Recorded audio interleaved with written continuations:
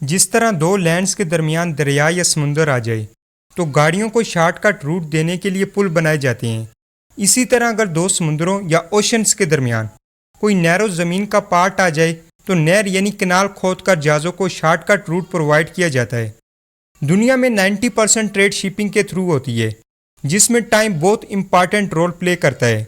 Time में देरी की वजह से जब सामान कस्टमर तक टाइम से नहीं पहुंचता तो वो डिलीवरी कैंसिल कर देते हैं, जिससे शिपिंग कंपनीज को बिलियन ऑफ डॉलर्स का नुकसान उठाना पड़ता है।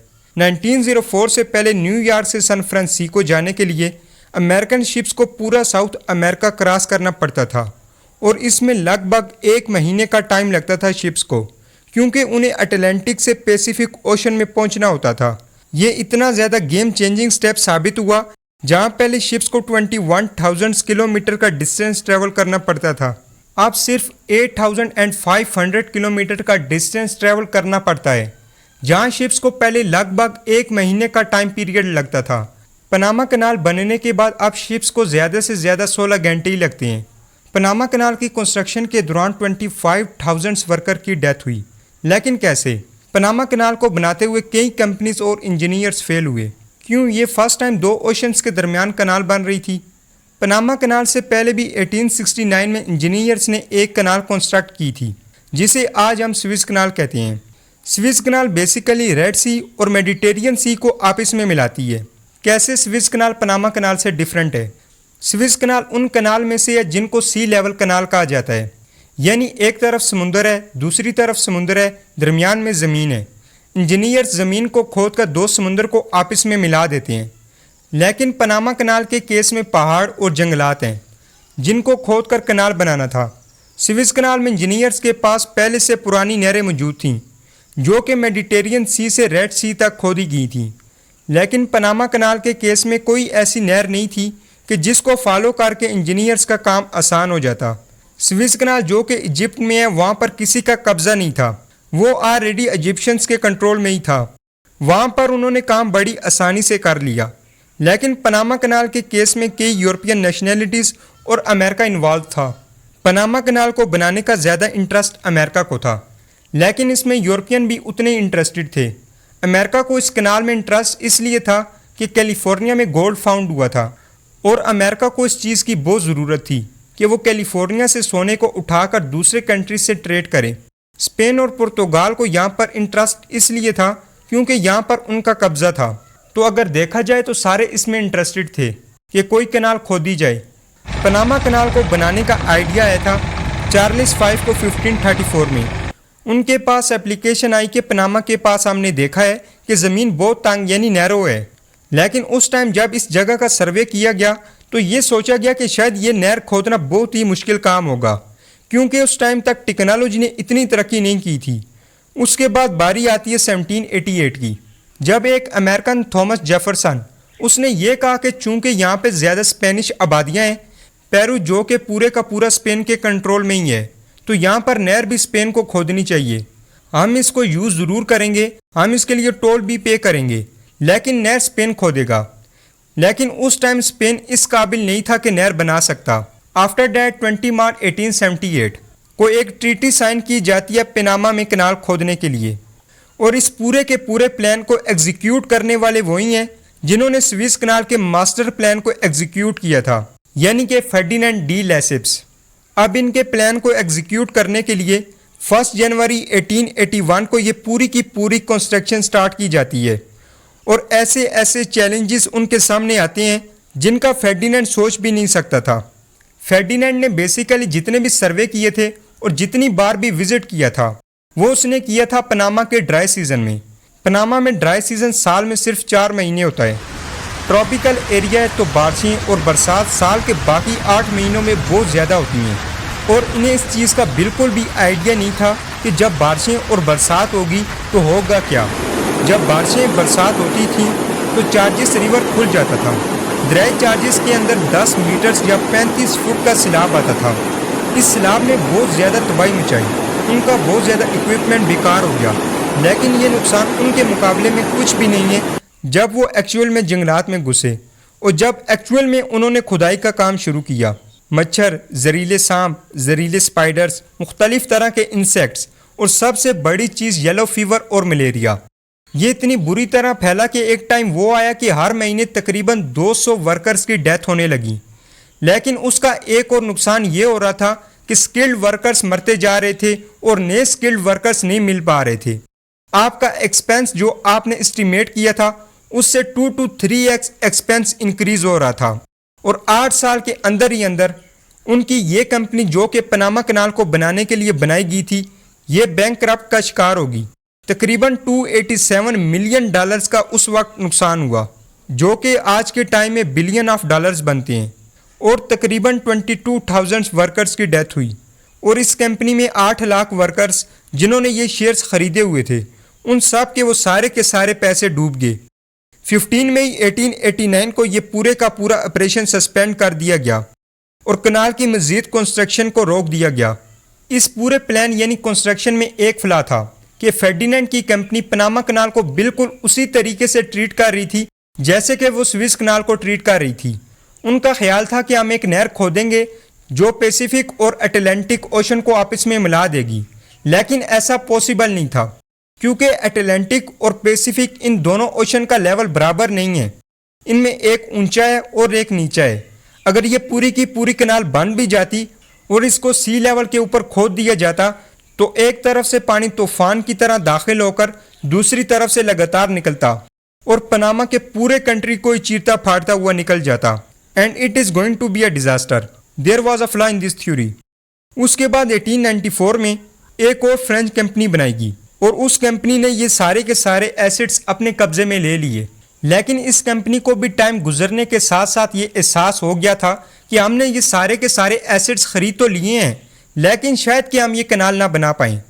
और यही होता है जब पूरे के पूरे सीन में इंटर होता है अमेरिका। जून 1902 यूएस सेनेट ने इस चीज़ की इजाज़त दी कि अगर अमेरिका चाहे तो वो फ्रेंच एसेट पनामा में ख़रीद सकता है, क्योंकि ये जो दूसरी फ्रेंच कंपनी थी ये अपने एसेट को बेचना चाह रही थी। 22 जनवरी 1903 को यूएस एक ट्रीटी साइन करता है कोलंबिया के साथ, क्योंकि पनामा उस वक्त सेपरेट मुल्क नहीं था, ये कोलंबिया का हिस्सा था। इस ट्रीटी की उस वक्त वैल्यू थी $10 मिलियन। अब इस ट्रीटी को यूएस की सेनेट ने तो पास कर दिया, लेकिन कोलंबियन जो सेनेट थी उसने इस ट्रीटी को पास नहीं किया, जिसका मतलब ये था कि कोलंबिया ने पनामा के अंदर अमेरिका को नहर खोदने की इजाज़त देने से इनकार कर दिया। उनका ख्याल ये था कि अमेरिकन जहाँ भी जाते हैं वहाँ की पॉलिटिक्स पर बहुत ज़्यादा असर अंदाज होते हैं और अमेरिका का हमेशा से सबसे बड़ा वेपन रहा है डेमोक्रेसी और इंडिपेंडेंस। अमेरिका ने एग्जैक्टली इसी हथियार का इस्तेमाल किया था 1903 में।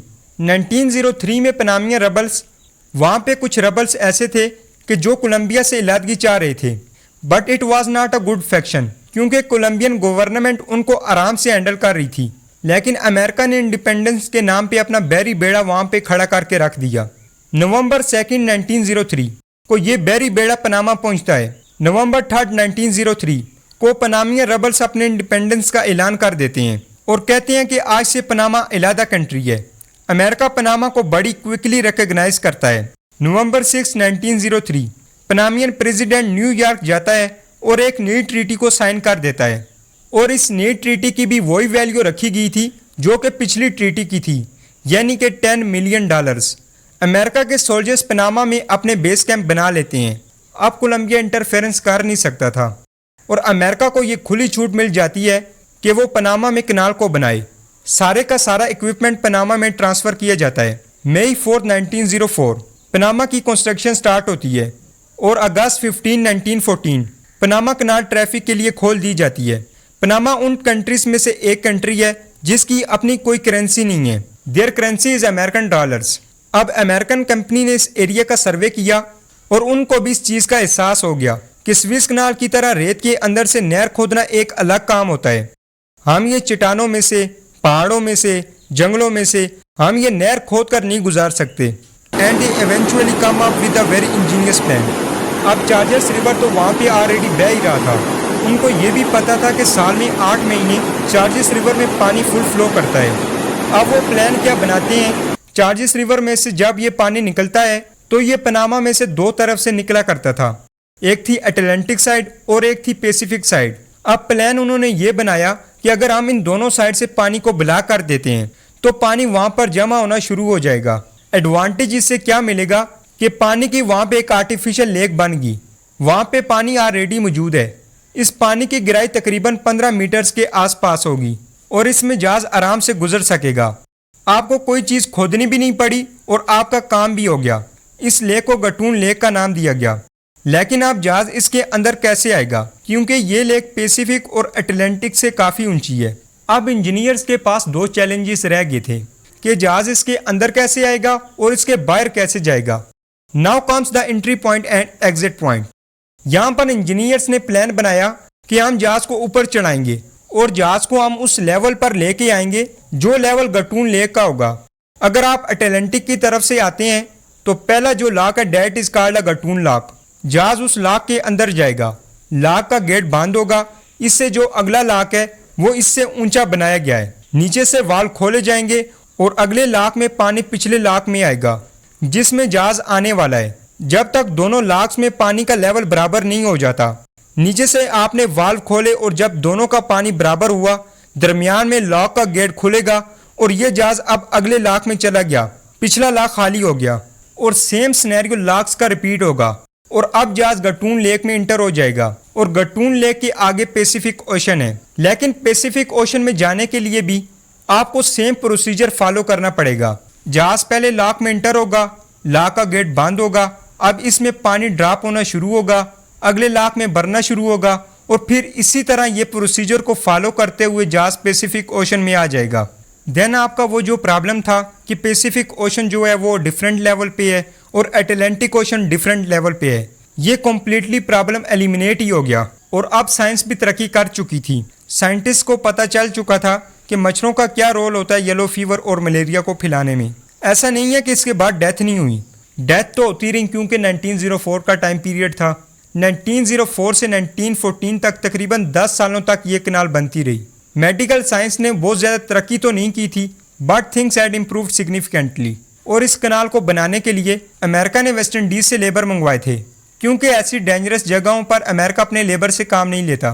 1914 टू 1970 अमेरिका की कम्प्लीटली सोवरेन पावर थी पनामा कनाल के ऊपर। और 1999 में जब प्रेसिडेंट बिल क्लाइंटन ने फाइनली पनामा को हैंड ओवर कर दी।